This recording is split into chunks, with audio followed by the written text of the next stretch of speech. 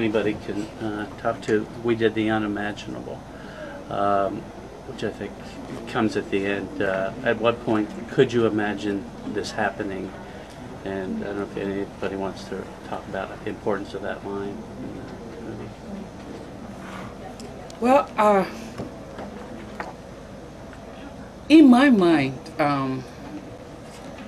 until tomorrow, I still think no one thought that we could sustain a protest for 2.5 years. No one.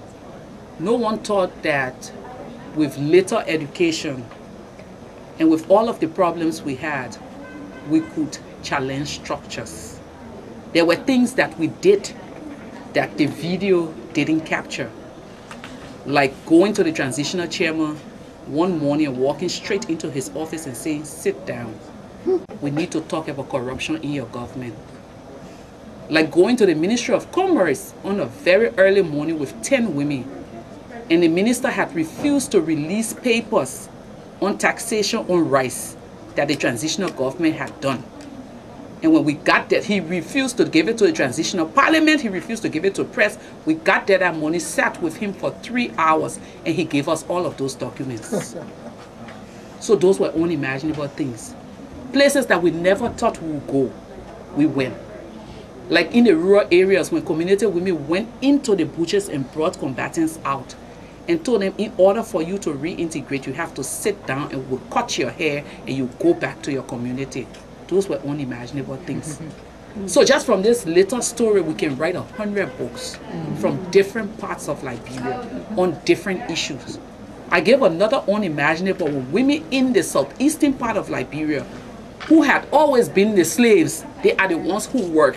And their husbands sit in town and play checkers all day. Went to the community and told them, you have to get up and register and vote. And they went and they registered. When it was time to do the check-in, you had to go and check and see if your name came out. Community members were like, we can't take the walk again because we did 3 hours walk to register.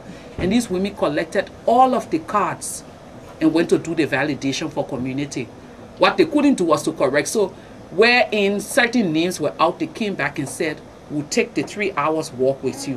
Whether you are a man or woman, go back and correct this issue with the election commission people. Those were unimaginable things. So when I talk about it, I'm talking from the point of traveling to all 15 counties of Liberia and doing this work with women from different parts, through the tears, through the happiness, but doing unimaginable things. I gave one last example of unimaginable.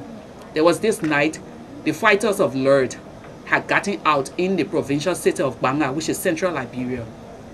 And the women from Totota had walked, taken a bus, and they got to the checkpoint in Banga, and the Pakistani troop told them, you cannot go in. It is terrible. And these women said, we're going in. And the troop said, we will not safeguard your life. And they said, we're going. So with white cloth, just waving, singing songs of praises to God, both Christian and Muslim women, just walking, going. The fighters stopped. All of the looting, all of the disturbances, they stopped in the middle of it. And these women got in the middle of that town in the middle of the night and told them, you will stop tonight.